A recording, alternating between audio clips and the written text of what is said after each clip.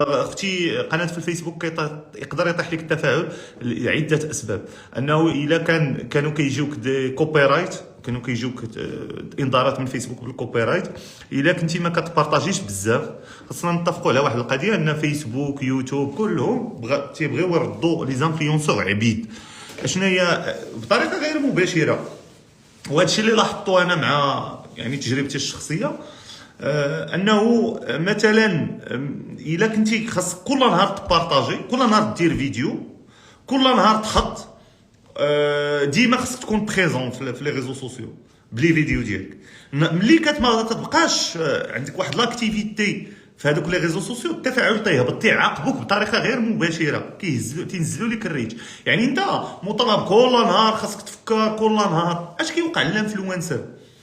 ملي يكون كل نهار انت خاصك تلقى موضوع وتهضر فيه وكل نهار وكل نهار، غادي تطيح في واحد الدوامه ديال الاحباط، غادي تولي عندك مشاكل نفسيه.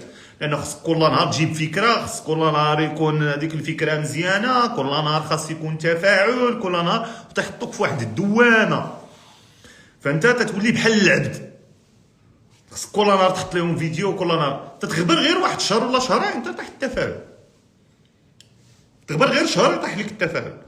فهذا واحد الخطر كبير ديال شبكات التواصل الاجتماعي، وكيفاش انها كتستعبد المؤثرين.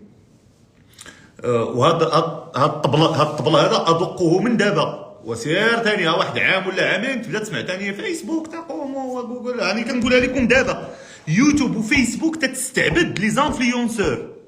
هادشي ما تيقولوش لي زانفلونسور ولا ما حاسينوش، تتستعبدهم.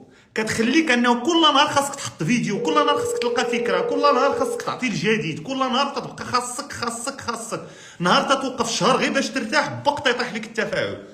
وملي كتعاود تحط فيديو جديد تلقى التفاعل، الناس كتفقس، تتولي خاصك تقلب، وهذا وخاصك ثاني تضرب معاهم واحد 3 شهور باش يعاود يطلع التفاعل. كتمرض نفسيا. عندك جوج الحوايج، كنتي كونسيون غتمشي للطبيب نفساني، ما كنتيش كونسيون راه غتمشي تنتحر ولا دير في راسك شي حاجه ولا غادي تحمى.